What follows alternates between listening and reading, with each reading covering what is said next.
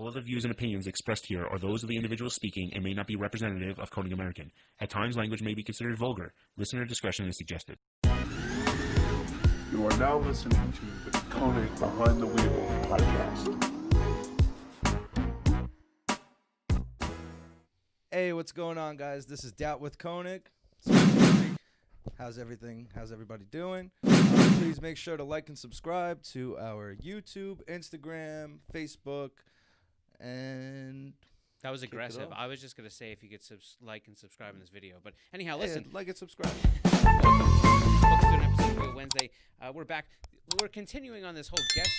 We got a really good guest for you. For those of you who've been checking out some of the stuff we've been dropping on social media, we're going to be talking about some importing JDM vehicles today, and we got a really good guest with us, Jack from HP Logic. So stay tuned, and if you have any questions for Jack, start throwing them in now, and we're gonna bring him in just a moment.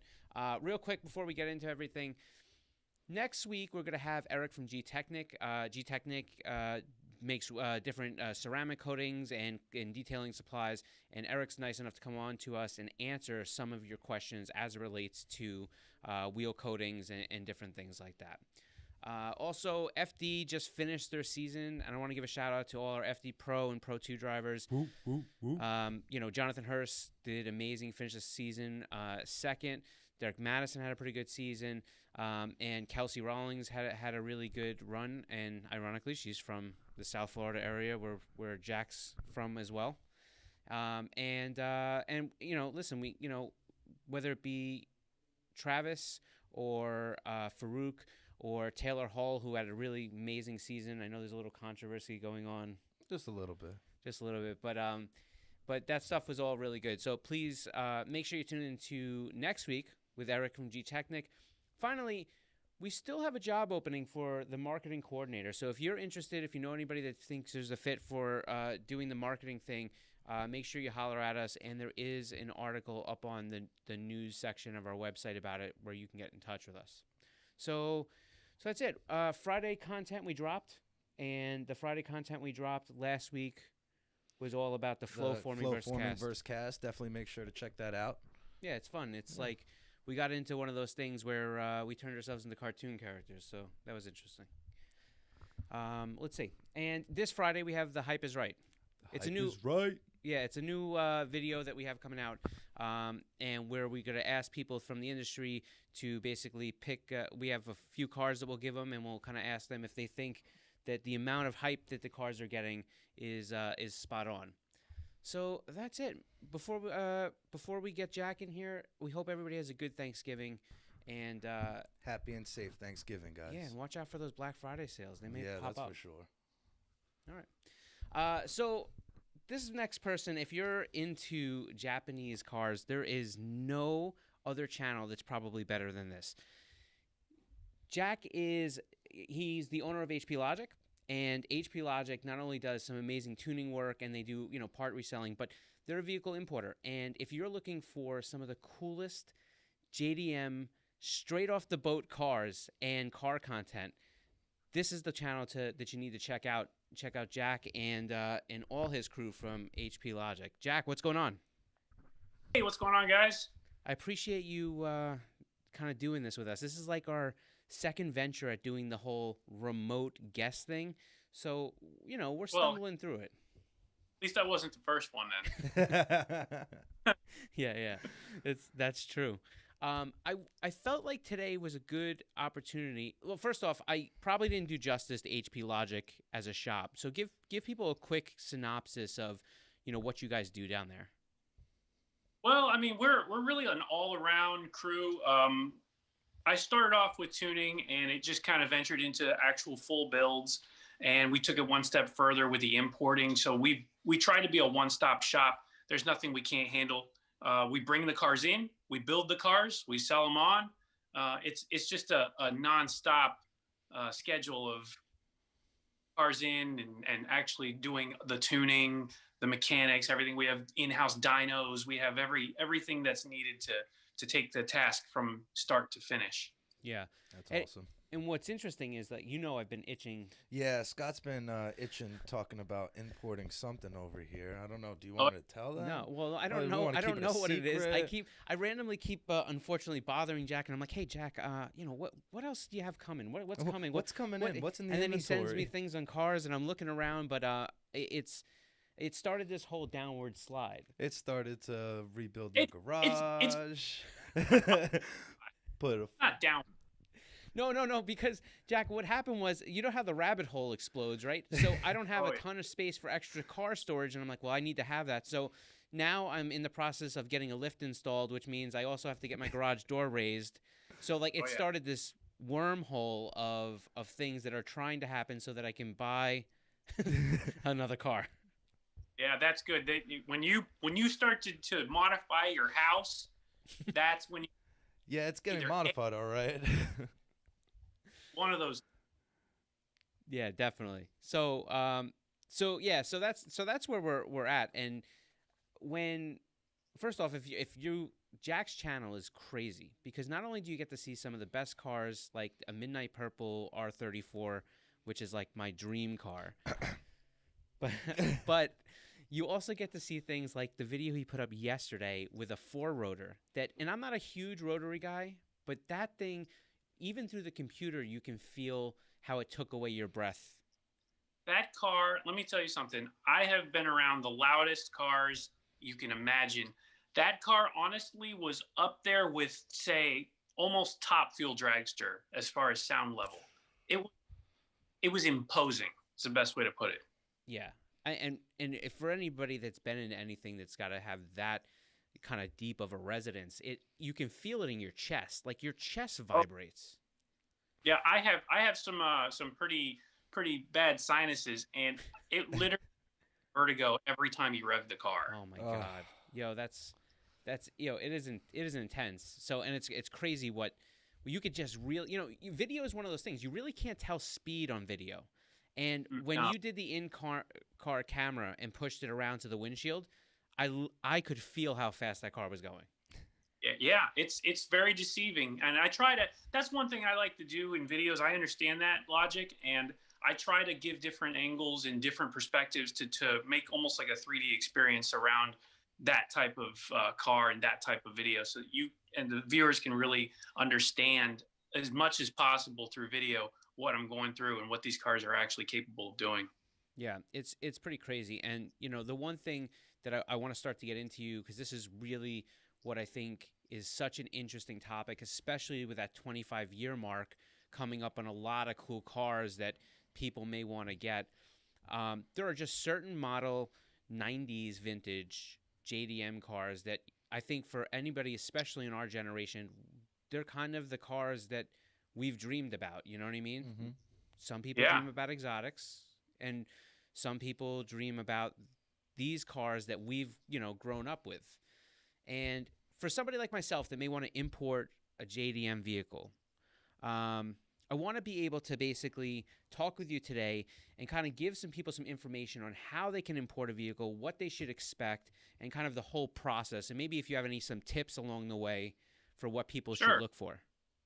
Yeah, sure. I mean, it's a pretty straightforward process. I think that a lot of companies have made some smoke and mirrors about it, and it's really not as complicated as people think.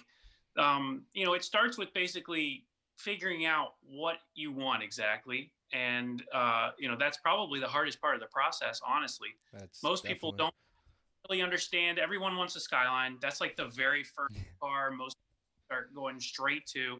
And I don't blame them, because I have them myself, so I understand that logic. But there are so many Japanese domestic market cars that never made it anywhere else that deserve the light. They're really, really awesome cars. So figuring out that first car, figuring out what you want is the first thing you want to do. And that's, like I said, that's probably the hardest part. And from there, you really have to develop a relationship with the person that you're going to get the car from, and really get to know exactly what it is they're going to be able to do for you, and if it fits your budget. Right, because this is not a process that you yourself could start on all by yourself. I wouldn't recommend it because there are some reality. You know, be honest. The first few cars we brought through, the learning curve was a little steep, and we had to really um, understand the laws and make sure that we didn't cross any of the wrong T's and dot the wrong I's. There's a language barrier. Clearly, you're going through this process, and one of the most important things is to make sure that you have an exact translation of the paperwork that's coming from Japan in this case, so that the people here are able to properly, help you and give you the paperwork that you need to be legal. Yeah, So I should have pulled up an image to show people of a grade sheet, but what people, I don't think a lot of people understand, and I actually got a lot of this detail from watching, Sam, who's, YouTuber Samet. He's in Japan. He lives there. So he kind of covers some of this stuff. And your channel, you made a great video of it back in April, and where you really show a grade sheet and show to the detail that the grade sheets contain as far as the condition of the vehicle. Because right. these people, these that are inspecting them over in Japan for the auctions, this is like a legit job for them. Like, this is like they catch most things. Yeah, most. Yeah. Yeah. Yeah. That grade sheet is imperative to understanding the realistic condition of the vehicle before you decide that you're going to bid on it. They go through it. I want to call it comprehensive. It's fairly comprehensive. There is some stuff, obviously, they just don't have time to do. It's not like they sit there for days or weeks, getting. But they do go through the car very quickly, and they know what to look for. That's the main thing.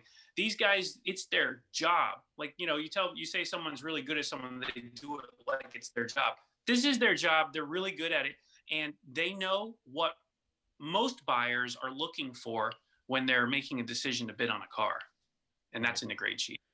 And it's really interesting. It's like, it's one of the things I think that can be deceiving. And if you look on different auction sites, and because I have, and this is one of the reasons, I've heard people make the comment, Jack, that I don't understand when you can look at an auction and the car goes for X amount, why I should pay X amount of dollars when it gets here. And I know why. And it's the same reason that I reach out to Jack when I'm looking for one of these cars, because first off, you have to have a relationship with whoever you're getting the car that's verifying the auction. Second, you want to make sure that the sheet is translated like you mentioned, but you also want to make sure that that is a real legit, sheet, that the paperwork you're getting, the documentation is all following suit and it's really attached to the vehicle. I've seen some stuff that's just totally off the wall on some of these auction sites. And, there's a big difference, and this is where it gets confusing. Here in the States, you have a salvage car or you have a vehicle that's had damage and they mark it salvage or whatever it may be. The car has probably endured significant issues. But over there, having an R may not be the end of the world. It's not a 4 or, one of the higher marks, but yeah, they classify things R for other reasons, don't they? Right. Yeah. No, R isn't a death sentence by any means at all. It's nowhere near as tragic as a salvage title. A salvage title here means the car was technically rebuilt or lost to salvage. And over there, they give an R rating as almost like a repair or modifications. Like when they consider like doing some heavy body modifications and things like that, they consider that a repair. So it's the language barrier. There's a lot of differences that you have to be aware of, but most likely an R isn't a piece of trash. It just means that there's been a significant repair. You want to look into it a little more. I would much rather have a grade R car than, let's say, a grade 2. That would be, a grade 2 would be a poor condition car regardless of its history, while a grade R could be in excellent condition. We just had an R33 GTR that was a grade R, and I mean the car was fantastic. The new owner is totally happy, and we went through the car. That's like a next step. It's not just saying, well, it's a grade R, let's write it off. You get the car in, you look at it, and you realize that it can be a really nice car. So let's say that so you bring a lot of cars in from your own inventory. Alex, why don't you show them? And when you bring a car into your inventory, we're gonna have Alex actually put up one of the videos that you've done on the silver GTR, where you walk around. You go through great lengths to go through each car and try to show every little nook and cranny that you see with the vehicle from your inspection, because that's the easiest way for you to communicate kind of the condition people are going to buy your local inventory. Right. I think most people, I'll say most importers, they get this part wrong. And, they want to show you the best of the cars and they don't want to show you the worst. Right. Well, it should go the other way around. I want you to see the worst of the car so that the best makes it that much better and you don't get any surprises. I'll show you every little dent, every scratch.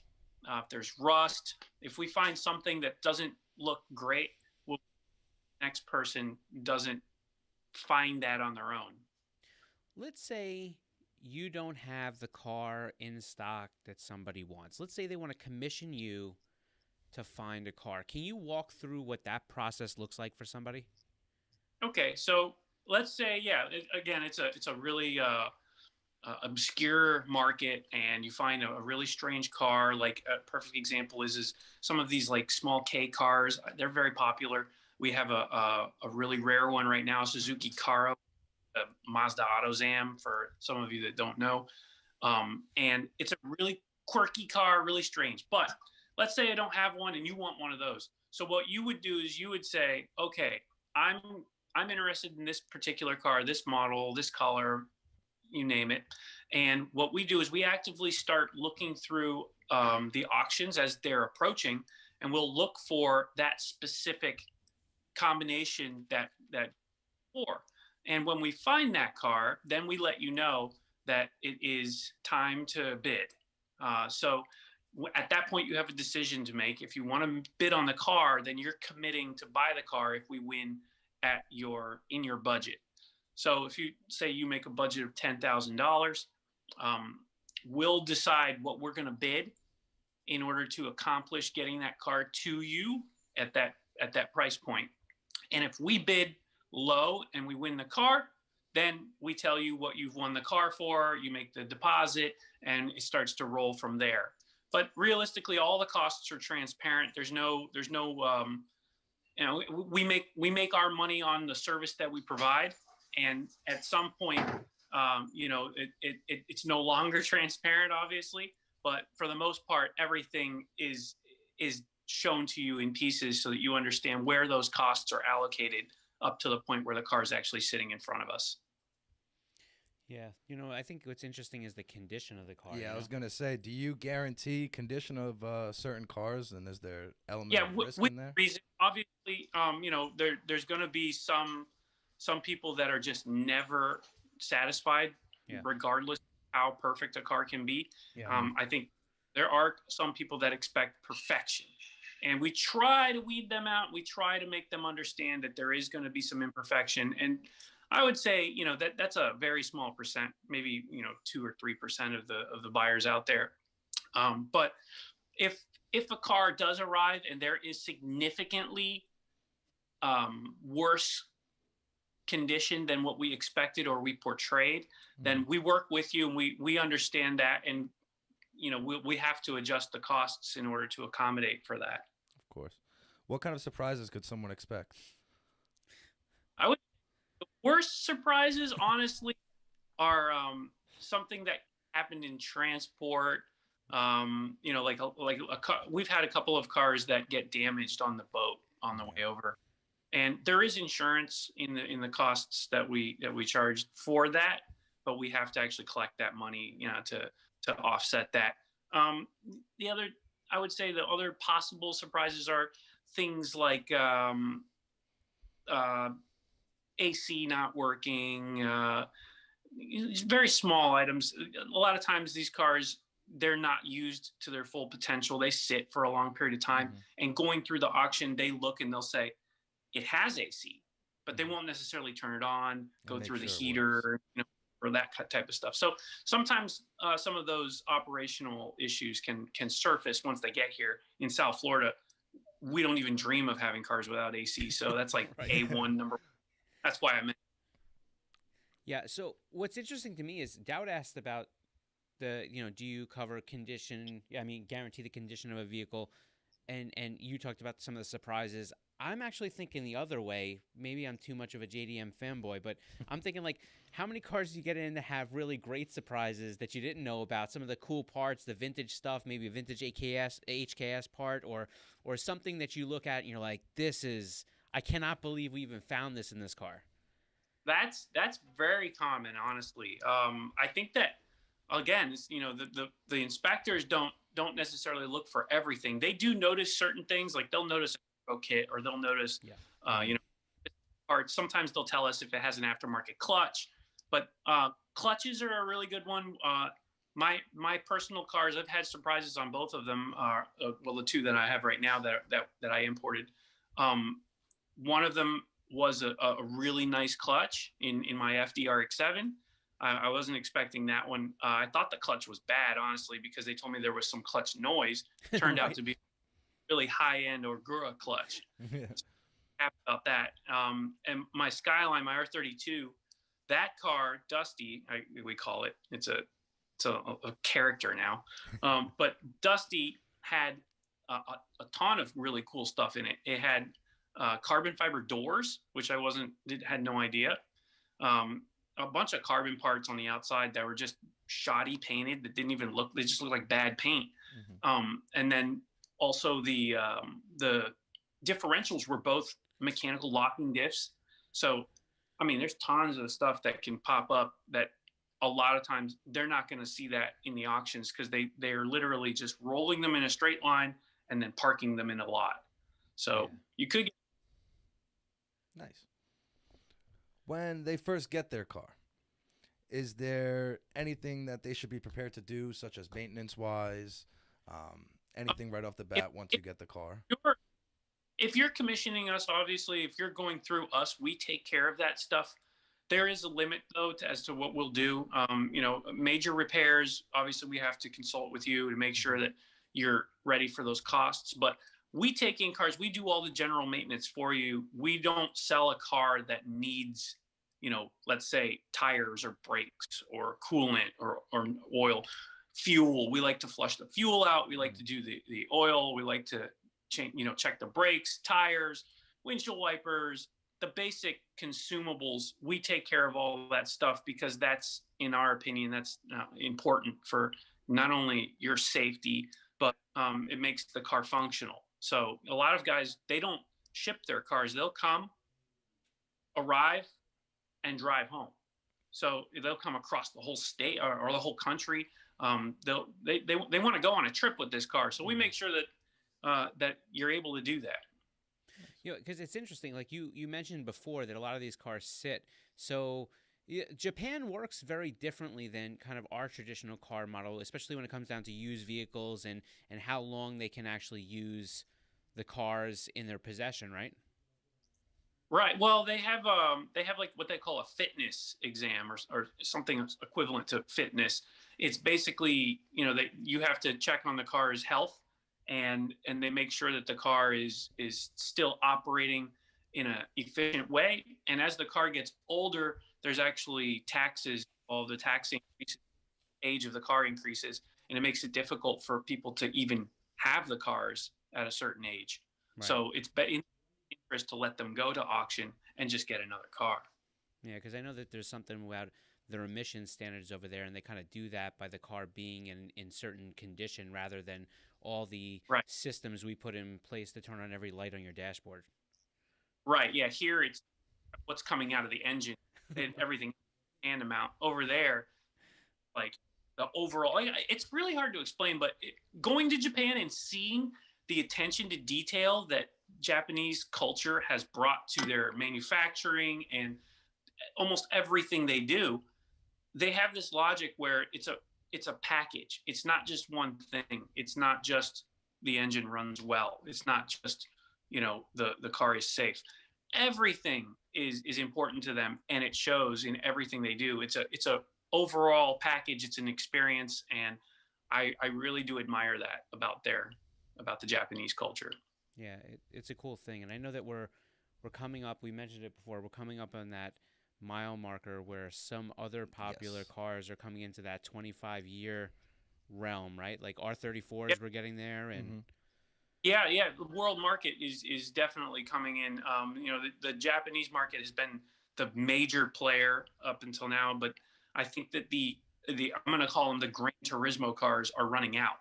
So we're going to hit that point here in the next 5 or 6 years, and we'll end up with modern Japanese cars, which were already pretty much available everywhere else. There are some weird ones, some oddball cars that are always going to be JDM only, but yeah, the Skyline is you guys know it turned into an Infinity, so not too many people are going to be interested in that compared to, let's say, an R34. So the rest of the world, though, there's some just awesome cars that come from everywhere. You're talking like Cosworth Escorts and Audis, and like you said, BMWs, Porsches. There's some really amazing cars that were not available here, and specific models that are going to be eligible for legality, and that is a huge player in this. Nice. when it comes down to legality, so here are some of my questions for people that are they're coming to you. Like a good example is I'm in New York, and Florida is by far on a different standard level as New York. So let's say I want to buy a car. Tell people what you take care of as part of your service. Do you take care of registration, or is it a temp, or how does that work when they're maybe buying out of state? So How do you when we insure one of those things? That's really my question. what was that? How do you insure one of those things? I mean, insurance companies are coming around. They're finally figuring it out. I mean, one thing about insurance companies, I'll tell you straight up, they'll insure anything if enough people need it. So as more and more of these cars are popping up, the insurance companies are just falling to suit. But if you're in another state, what we do is we title the car.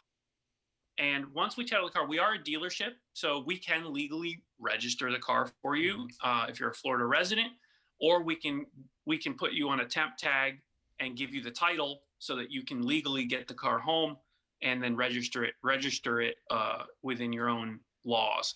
So Florida, we do the whole thing all the way. We give you a tag. We give you a permanent tag. Out of state, we do the title work, and then we transfer the title to you, and we give you a temp tag so that you can safely get home and take care of that.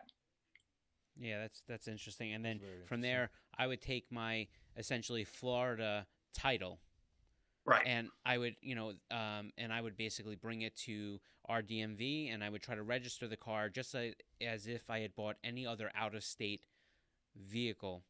Now, we know one thing is completely different, right? Yeah. On the title? You got your VINs, the 13-digit VINs. How does that right. work out? Well, this is where the start for some people. It's really knowledge, honestly. I've had trouble even in Florida with DMVs not understanding the 16-digit VIN and not understanding everything about registering the cars. And we've had to walk them through the process. I had trouble when we first got cars in.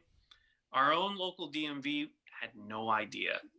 They're awesome now, but they had some trouble. And I had to actually write letters to congressmen and all kinds of important people. I just kept going up the ladder until I hit somebody that was able to just throw a hammer and get it done. And eventually I got that. And, I think that paved the way locally, especially for a lot of other people to do the same. But you got to find out if your DMV has ever done it before, if they're comfortable with it. And if they're not, trust me, call another DMV, because there is definitely going to be one not too far from you that will understand it, and they'll be able to help you. And you don't have to keep going to the same one that's by you. You can go, drive a couple hours if you have to, Yeah. So before we get off here, I want to sum up for people. You talked about that the budget is across the board, that, if they can come to you with any type of budget, and you could do your best to find a car that meets their budget. to get something done. I mean, obviously, no one's going to come to you and say, "Hey, I have a $15,000 budget," and walk away with an R34 GTR. It's just not going to happen. But what do you? Yeah, right. Not without the car being completely whole. Yeah.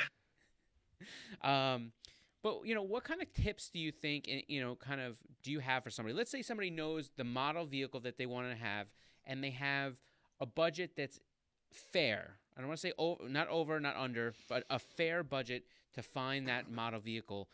What kind of tips do you have for somebody that's starting that process? They know the vehicle, they know what vehicle they want, they have a reasonable budget. I would definitely say this. You're going to get what you pay for typically when it comes to the bottom line. Like, let's say you've honed in on one importer, you're happy with them, you trust them. When it comes down to the bottom line, you're going to get what you pay for. And if you have, like, let's say, moderate expectations for the car and you'd like to have a decent car, I would highly recommend trying to stretch your budget as far as you can on the initial purchase. If you're looking at, let's say, a $15,000 car, consider a $17,000 or an $18,000 car, because you will most likely get way more potential out of that extra $2,000 or $3,000. It really does show in these cars, and at a specific price point, bumping it up a notch will always yield you a positive result. Yeah, that's a solid tip. And yeah, definitely a solid tip, right? And I promise that I will update everybody here as I continue to make my way through this process, and try to find something that is what I want.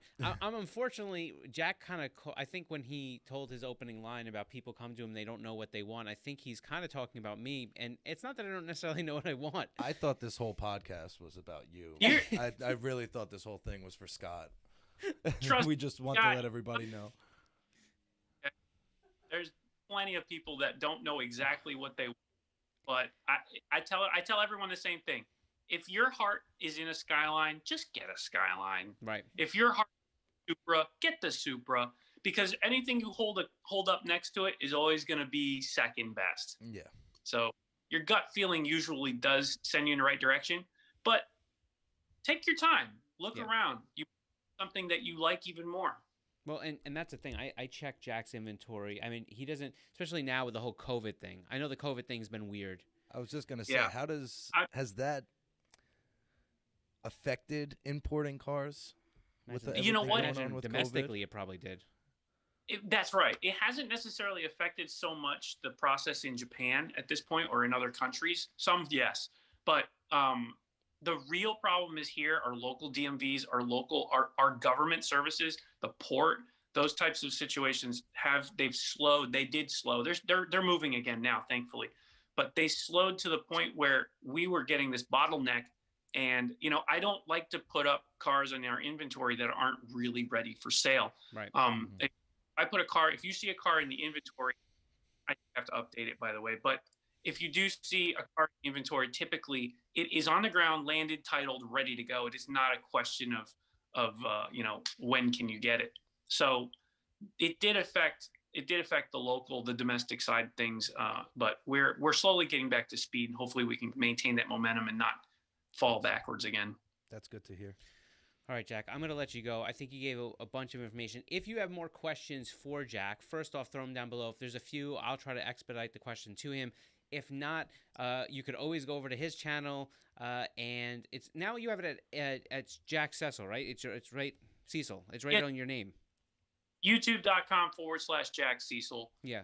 You can also send me an email, jack@horsepowerlogic.com. I try to get to all of them. I read all the comments. I look at all the messages. I would say the only one that I have trouble with is Instagram. I get a little. They change the interface all the time. Yeah, I know exactly what you're talking about. Yeah. So best is email. If you don't hear from me on Instagram, definitely send me an email, jack@horsepowerlogic.com, and I will get back to you. So Scott will be emailing you by within the next hour. Well, and if we get to that point where we get enough questions about a specific topic, or if my journey continues, I will document it, and when his journey continues, we'll get back. It's gonna happen. It's just, you know what it is. It's like I'm a JDM fanboy, so there's so many cars that I want, and I'm trying to prioritize which ones hold more for me. Like I've made my way from, I was a big DSM guy, and I made my way from DSMs to Evos, and then from Evos, then I picked up a 350Z because I wanted something totally different. That was twin turboed. Like I've done there's a lot of stuff done to that car, and now I'm just looking for like I kind of like the Nissan stuff, and I want something older again. So it's just, anyhow, no need to start about my drama. No, you can't replace that analog feel of the old cars. Mm-hmm. That's for they're sure. one of. Yeah, for sure. Well, listen, Jack, I'm going to let you go. Thank you so much for coming on here and giving people some insight. And again, make sure you check out Jack at HP Logic, horsepowerlogic.com. And he's got some awesome cars and some footage that's just crazy. I got lots more coming too, so just stay tuned. More and more coming. I love that. Perfect. I love it. Jack, thanks so much. We will catch Jack. you soon. All right, we'll see you guys. Thanks for Jack. having Take me. care. Later, Jack. Have a good one. All right, so we're moving on. Q&A is coming up. For those who have just joined us on Instagram and Facebook, welcome. Thanks Hello. for seeing us. We're happy to have you here. We have decided to change the format of what's going on here, and here's how it goes. 3 p.m. every Wednesday, we will come live to you on YouTube, and when we're on YouTube, which you can go, if you're on Instagram or Facebook, you can go Like over to and YouTube subscribe. right now. Definitely like and subscribe. If you're there right now. I'm kidding. That was abrasive. Hey, you got to do what you got to do sometimes. understand. You know? So basically, what happens is we're gonna go there from 3 to 3:30 roughly, and we're going to try to bring you guests and different topics. And next week, Eric from G Technic. G Technic is a detailing company that makes a lot of supplies. But the one thing that they do that you guys have been asking over and over is ceramic coating. Right. You definitely want to make sure you check into next Wednesday. Wednesday yeah. at 3 o'clock. Yeah, so next Wednesday, 3 o'clock on YouTube, Konig Wheels USA, you will be able to see Eric from G Technic come in. He'll answer all your questions about wheel coatings, how does it affect finish, and we'll go through a lot of that stuff, and then maybe hold them for a few minutes during a Q&A session. So should be a good time. That's it. If you have any questions, again, for us, any wheel questions, car questions, things you saw for Jack, anything that we might be able to help you with. What Scott's going to buy from Jack. Right. Start throwing them in right now, and we will do our best to begin to answer them. And I got to open up this here laptop. Open up that one, and we're not going to see anything. That's right. Let's see here. So while this baby gets up, I hear Luis frivolously. He's typing away. Well, what do we do in the meantime? Well, we play tic-tac-toe. All right, let's go. For people that just joined us, I want to run through a few things. The first thing is, like I said, we mentioned Eric G Technic. He will be here next Wednesday, 3 p.m. on YouTube, 3:30. We will join you on Facebook and Instagram, where we answer your questions live. There's a job opening still for those of you. Still looking, guys. We're looking for a marketing coordinator. We've gotten a lot of replies. It's not a remote position, so please don't ask. I'm a funny guy. I make jokes in the office. I think you guys would have a good time. Just gotta, send in those resumes. That may not have been a selling point, but what you should know though is that we're located in New York on Long Island specifically, and we are looking for somebody to join our team. And we're flexible as far as your skill set, as long as you're a quick learner, have some education, present yourself well, and are a car enthusiast. I can't tell you how much.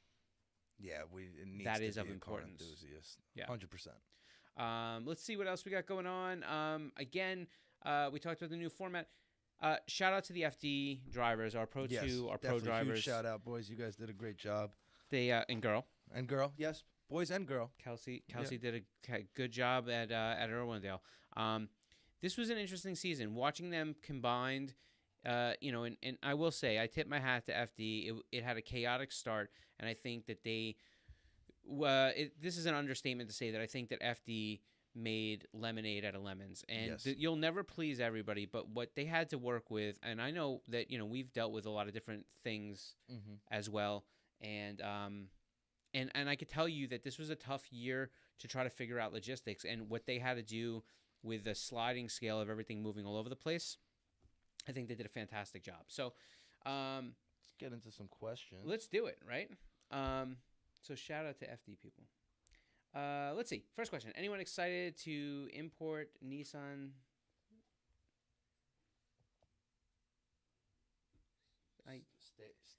I don't even know that.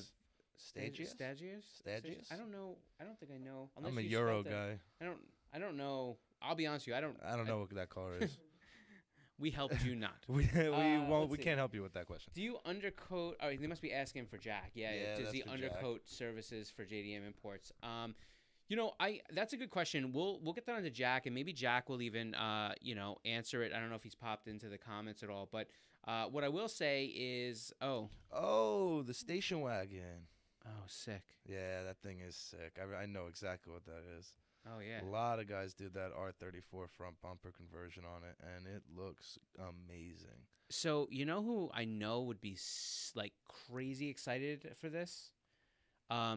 Peter Turek from Speed Academy. He has this thing for Evo wagons, but I bet you told them like something. This car is dope. I think any wagon. I feel guy is really gonna be all under over knowledge that. for not knowing about I'm it. a Euro guy, so please pardon my. Look at the R34 conversion. It's really sick on that. Look how long it looks. Yeah, though. it's a big boy. It's like a Ute with a. You camera boys would love that. Wow. Anyhow, Alex over here is thinking about importing one as we speak. So one of the questions they asked Jack is, do you do undercoat services for JD imports? I bet you that Jack probably could pull something out like that. I will say to you that I know that that's one of the biggest concerns that when you bring over a car from Japan, Japanese cars, because of the amount of snow and salt and bad weather they have, they're known for having rust issues, and that is exactly why it's so important to find a car that has a good grade sheet, that has good details on it, and a guy like Jack to be able to interpret it for you. And just like Jack was saying, if you have a $15K budget, don't, hesitate to throw a couple more grand on there to get a car that's worth it. Yeah, that's interesting. Is the JDM import business, I mean, obviously there's another one for Jack. Is the JDM import business burning the half-cut engine import business? We'll forward that on to Jack. I don't even know how to put a direction on that one. I'm interested in importing your rims to Mexico. If you're a consumer, you can easily get our wheels in Mexico. Easily, maybe not the most cost effectively, but you can get them. But you can get them. A lot of retailers, I think you have like Fitment Industries, Car ID. I think Discount Tire will go internationally. So Performance Plus might even, but you have some options there. Yeah, you definitely have some options. If you check on our website, you'll be able to see even outside dealers, but also who sells online, so you guys can check through that. I don't know that we've had people in Mexico purchase before, as far as have dealers here and there. I don't know if we have one right now though. Did the winner claim the giveaway wheel? Yeah, that was like that was a long time ago. That was a couple weeks ago. A long time ago. And yes, they did. Let's see, countergram hyper silver or hypergram carbon on a red car. Oh, what do you want to weigh in? I'll weigh in on that one. Really comes down to what else you have on the car. Is there any dark accents on it? Do you have any chrome on there, like around the grill, around the windows? If you do, countergram and the hyperchrome is probably the way you want to go. If you do have some more blacked out grills, darker accents around the car, I would definitely say the hypergram would be the way to go. But you do have to look at the car as a whole, kind of see what's going to match where. Yeah, that's interesting. I don't know. I guess my opinion would probably be. Don't get me wrong. The hyperchrome on a red. Yeah, that would be. I agree. I kind of think my direction on that between those two wheels would be the hypergram in the metallic, the dark metallic. Yeah. I think that would be that guy. Right. So I think that would be my direction. But it's hard because again, I'm a JDM fanboy. So if I had a red car, I'd probably end up with that bronze, the bronze wheel, the bronze hexaform right there. Let's see. More 18 and I got to move this computer. I mean, move it right here in front. I can't because then it's going to be in front of the cameras. Oh well. I'm sorry. Here, and I just opened up a dictionary. Let's see. All right. More 18 and 19 inch 5 and 100, please. The problem that we're having with that, just to be totally transparent, is that the demand for the 5 and 100 pattern dropped off significantly. And now there's only a few cars, especially when we start talking about what's still around, specifically like FRSs, 86s, BRZs, and they're not really requesting 18 and 19-inch wheels just because the tire options are just not really there. It doesn't. Yeah. You know, A lot of the BRZ and FRS or 86 guys, they're normally 17 by 8, 17 by 9. Yeah. So I mean, we do some 18s that end up working for the car, but for the most part, 17s is what we get. It must be a popular topic today. People are saying 5 and 100. What's going on, Luis? It froze. No bueno. Man, Instagram, you are catching a hard one. Are we back on? No. I don't know. Maybe. We don't know. Luis is working on it. We're technical difficulties here. So, anyhow, keep throwing the questions in. Let's see here. Pay scale. I think we're talking about the job. Definitely talking about the job. Yeah. All that information is up on our website. Go over to our website, and you can search for it. But if you just click on the news section, you'll find a thing that says we're hiring, and it says marketing coordinator. So it's in there. What size are the center caps for the decagram 17 by 8? I'm looking for replacements. Okay. Here's what I would say. You go ahead. We do offer replacements.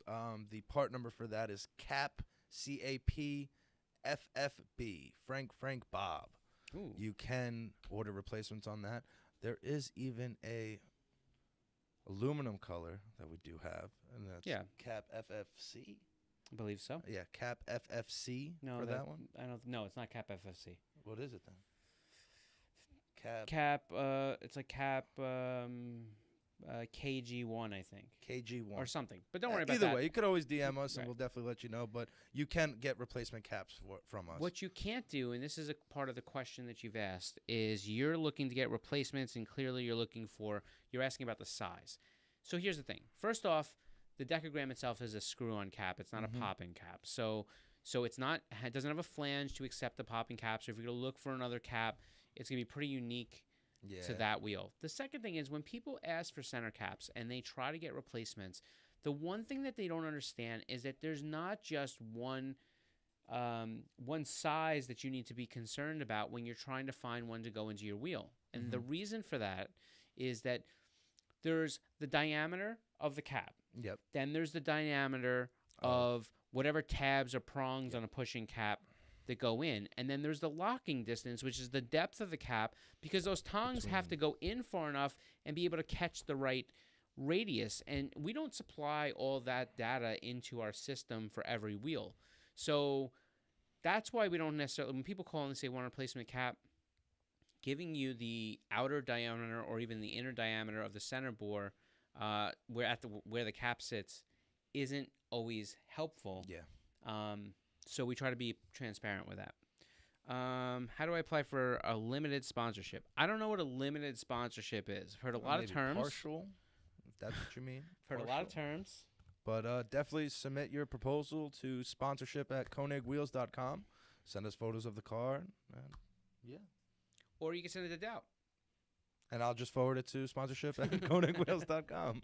They, I think from now on, people should start sponsoring me. I don't know what you have.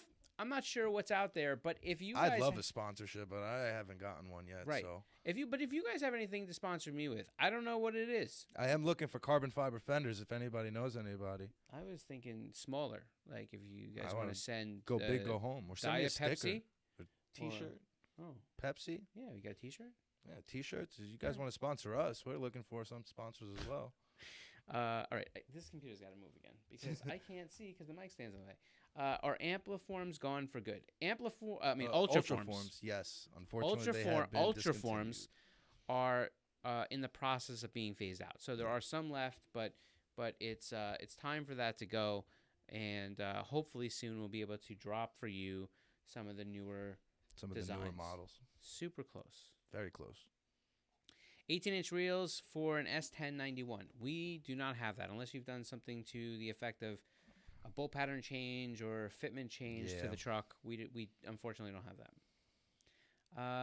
What does the countergram with 43 millimeter offset look like?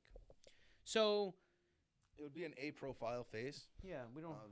We have one here. Behind me. It's the one with the if you go into the website and look at the pictures, it would be the one with a more convex type spoke shape. So hopefully that helps you.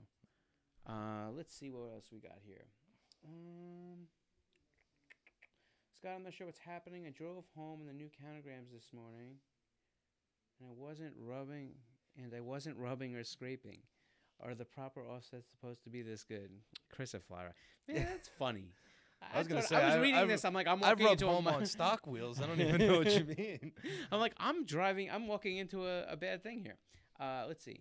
Listen, and Chris is a good example of promises. We make on-air promises. We keep on-air promises. We made that sponsorship agreement on the air. On air, and look what happened. He got wheels. He got it. Sponsorships with a question mark. We have tons of videos on our Moving on. YouTube. We won't do half cut. Oh, Jack responded to the person in the comments, and I'll read it just in case. It says, we won't do half cuts, but there is still a business for the half cuts because you can bring half cuts that are newer than 25 years old. That's interesting. I never thought that if you took a car apart, like you bought a clip, that you could there would still be an age limitation. But I guess it all counts. That's interesting. There's always when there's a vil, there's a vey. Oh boy, I want countergrams so bad. Me too. Yeah, he's been talking about it for a while. Hello, greeting from Chile. What up, Chile? Chile. Hola, Chile. I'm not gonna do this. Luis, who speaks. Oh, don't bother. Luis, who speaks fluent Spanish, decided to write something in for me to say, and when I realized that I was just about to butcher it, if anyone wants to see anything really funny with this stuff, go Google when Michael Bloomberg used to be Michael Bloomberg used to be our mayor in New York City, and when he used to give press conferences and speak in Spanish after he got done with the English. And if you want a good laugh, go Google Michael Bloomberg speaking Spanish. I sponsor Scott. Yeah, Chris from Flyride sent me. Well, what about me, bro? Yeah, he sent me one of those. I have to put it in one of those brake flashers. I wanted to try it on my Z so people know that I'm stopping. Just got decograms for 19.8.5 for my Tesla Model 3. Thanks so much. We appreciate you. Big hugs. Definitely appreciate. Big hug. Virtual hug. Yeah. Non-COVID kisses. No comment. Yeah. High five. More additions to the flow form line. Any more? Yeah. Yes. Oh, yes. Yeah. More coming. There will be more flow form wheels. We are finalizing that. But you definitely will see at least one or two flow form wheels coming for 21. They're going to be a little bit later into the season, so we'll try to get you designs to see. Hopefully in the next month or so, at least with picture, and hopefully, by February we'll have, samples and things almost on their way. If you turn on that notification button that you have on social media, without going in you hard will today, be able to be one of the first ones to see it when we do post it up. Yeah. So make sure to subscribe, and all that good gravy stuff. Your gravy stuff? What are you, Whatever. Thanksgiving referencing? Hey, it is Thanksgiving time. As Luis would say, he's trying to be the butter. Try to butter. Butter. Any new colors to be released for the countergram? Not yet. It's possible that will happen, but we're not there yet. Some bronze countergrams. Would Ultraform replacement be similar in spoke size? I don't think this question is worded correctly.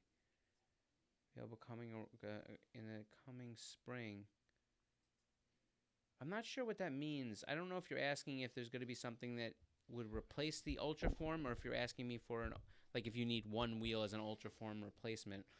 I would say the Ultraform itself is probably going to continue to wind down, but we have stuff in the works, and it's your own preference, I guess, if you want to say that that's its thing.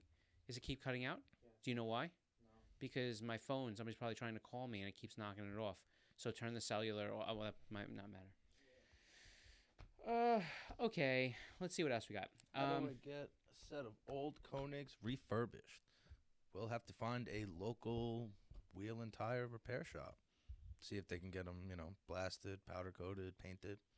Yeah, we don't do any refurbishing. So if you're looking for a local wheel refurbisher that can help you to restore a wheel or something like that, that's something you really have to take up locally. And it does depend greatly on you know, on the talent level that's in those things. You know, restoring a wheel is very much like body work. Yeah. And when, you know, you're going to always, there's a lot of body shops. Some can make a car look better than brand new, and other ones can barely make it look like it was repaired. So, so you definitely have to find the guy that has definitely have the to best. do your research. You know, check in with buddies who has had their wheels powder coated, see where they went. That would be your best bet. Are there any options for screw-in type center caps? So the question is screw in or screw on? That's my question to you. So I think, I mean, all right, other than black, I mean, I'm assuming here, but I think I'm going to assume correctly. So what you're basically saying is there a different optional center cap from the flow form cap? If it's a screw-on type of cap, then the answer is no. I mean, there's not from us. Now, you know, is there something out there that you could do? Like I said, your best chance is probably to refinish that cap, or like Doubt mentioned before. Yeah, we do have. We do technically have some machines. Yeah. Yeah. Let's see. I think we're getting to the end of the questions here. Luis, is there more, or we're Definitely good? make sure to add a couple more before we head out. Oh, jeez. Anyhow, well, so it looks like we have kind of summed that up. I feel bad for the people on Facebook and Instagram. I think you lost some of the experience. And we are terribly sorry. But what I would say is make sure you check out next week, 3 p.m. Eastern, over on our YouTube channel. I would head over there now, subscribe, click that notification bell. Like I said, we're bringing Eric from G-Technic, and we are also going to be bringing in more guests every week. So please, you know, tune in and make sure you check us out over there, because that will be the easiest thing to do. And then we'll try to put this thing on IGTV afterward. But you know, when it comes down to Instagram and Facebook, we will come back every Wednesday at 3:30 and try to make sure we answer your questions live. So Q&A, that's what we did. Let's see. Before we close out here, yeah, like I said, we have a new piece of content dropping on Friday. It's called The Hype Is Right. Did you throw that intro in there? Let's so anyhow, The Hype Is Right. It was just designed to kind of be a funny type show. Here it comes from people to basically come in and we give them 5 cars, and we ask them to basically rate it overhype, underhype, or just right on some of the things that are going on. Kind of give a quick explanation of their you know, opinion and what they think. And we're launching that on Friday. And put it on? Yeah, put it on. Hit him with it. Here it comes from the famous Konig Wheel Studios. It's The Hype Is Right.